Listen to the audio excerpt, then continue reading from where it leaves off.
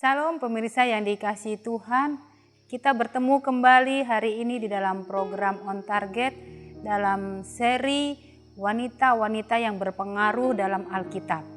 Pada hari ini kita akan membahas satu topik tentang seorang wanita Siro-Fenisia yang percaya.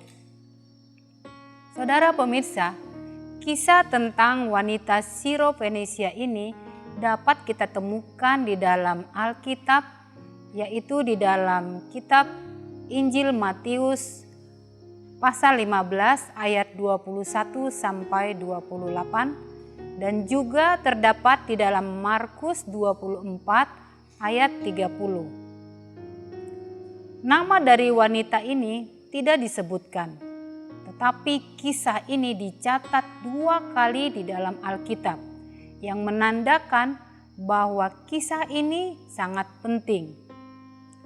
Injil Matius mencatat bahwa wanita ini berasal dari Kanaan, tetapi Injil Markus mencatatnya sebagai wanita Yunani. Seringkali istilah Yunani dipakai untuk membedakan orang-orang Yahudi dan orang-orang non-Yahudi, dan wanita tersebut adalah seorang non-Yahudi. Ketika Yesus berada di daerah Tirus dan Sidon, wanita ini datang kepada dia untuk meminta tolong. Dari latar belakangnya kita tahu bahwa ia adalah seorang keturunan para penyembah Baal. Namun kita melihat dia memohon kepada Sang Mesias untuk menyembuhkan anak perempuannya yang dirasuk setan. Ia adalah seorang ibu yang penuh belas kasih. Ia telah banyak sekali menangisi anak perempuannya yang kerasukan setan dan tidak dapat disembuhkan. Maka ia bertekad untuk memperoleh kesembuhan bagi anaknya tersebut. Karena itu, ketika ia mendengar bahwa Yesus melakukan banyak mujizat, maka ia datang kepada Yesus dengan tekad baja demi melihat anak perempuannya disembuhkan dan dipulihkan. Saudara pemirsa yang dikasihi Tuhan, di dalam Matius 15 ayat 22, wanita ini menyampaikan permohonannya kepada Yesus dengan berseru, "Kasihanilah aku ya Tuhan, anak Daud, karena anakku perempuan kerasukan setan dan sangat menderita." Adalah menarik untuk dicatat di sini bahwa walaupun ia bukan seorang Israel, ia menghormati Yesus sebagai Mesias dengan memanggil dia Tuhan. Namun sopan santun tersebut tidak segera dibalas atau direspon oleh Yesus. Pada kenyataannya, Yesus kelihatannya malah sama sekali tidak mempedulikan dia, dan cuma berlalu begitu saja dari dia. Dan bahkan murid-muridnya pun meminta Yesus untuk mengusir dia, karena ia terus-menerus berseru kepada mereka juga.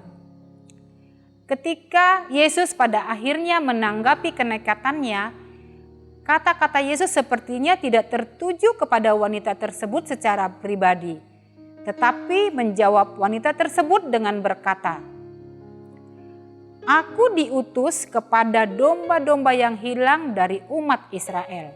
Ini dapat kita baca di dalam Matius 15 ayat 24.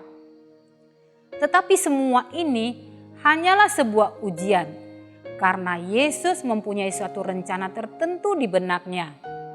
Saudara pemirsa yang dikasihi Tuhan, situasi yang sulit membawa wanita tersebut datang kepada Yesus.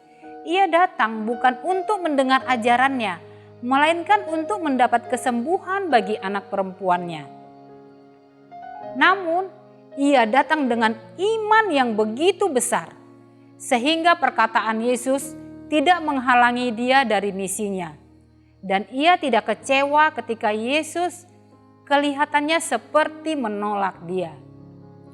Wanita tersebut hanya bergantung kepada belas kasihan Yesus. Dan sangat menarik untuk dicatat di sini bahwa penolakan yang berulang-ulang tidak membuat dia marah, malah menyembah Yesus. Dalam diri wanita tersebut terdapat kerendahan hati yang tulus. Saudara pemirsa yang dikasihi Tuhan, berapa banyak dari kita yang dapat mengatakan bahwa kita juga memiliki hati yang demikian? Hal ini dapat kita lihat apa yang ditulis dalam Matius 15 ayat 25. Demikian firman Tuhan. Tetapi perempuan ini mendekat dan menyembah Dia sambil berkata, "Tuhan, tolonglah aku." Akhirnya Kristus menjawab dengan tegas, "Tidak patut mengambil roti yang disediakan bagi anak-anak dan melemparkannya kepada anjing." Mendengar jawaban yang seperti itu, tentu kita akan berpikir bahwa jawaban ini merupakan penghinaan yang besar kepada wanita malang yang nekat ini.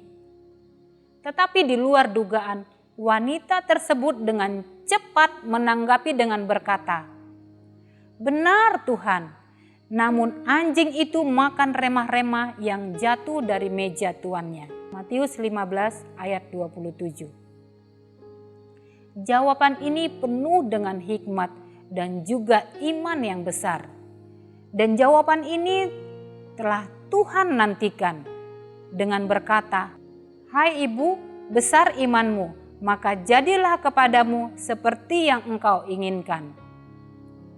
Saudara pemirsa, betapa merupakan suatu contoh yang luar biasa dari iman yang gigih.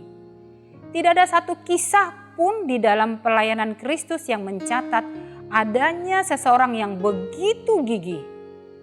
Dari kisah ini kita harus memahami hati Allah terhadap wanita ini. Tidak ada yang lebih menyenangkan Dia daripada iman yang besar. Ia disenangkan oleh seorang yang mau berseru kepadanya tanpa henti. Karena itu bukanlah maksud Tuhan untuk mempermalukan wanita tersebut ataupun menahan berkatnya, tetapi untuk meningkatkan imannya. Yesus tahu bahwa wanita tersebut mempunyai kapasitas iman yang besar. Saudara pemirsa yang dikasihi Tuhan, hal lain yang Yesus ingin ajarkan kepada kita dari kisah ini adalah membuat kita rendah hati. Seperti yang dilakukan wanita Siro-Fenisia tersebut. Kita juga harus menempuh perjalanan kekristenan kita dalam kerendahan hati yang total. Karena orang-orang yang seperti itulah yang layak untuk mengambil bagian dalam remah-remah dari meja Bapa kita. Saudara pemirsa yang dikasihi Tuhan, inilah pelajaran penting yang kita pelajari dari wanita yang rendah hati ini dan penuh iman. Jika kita tidak menolak Kristus, maka besarlah upah kita. Karena Allah akan memberikan kita lebih daripada yang kita rindukan atau harapkan. Dan Ia tidak akan menolak kita. Amin.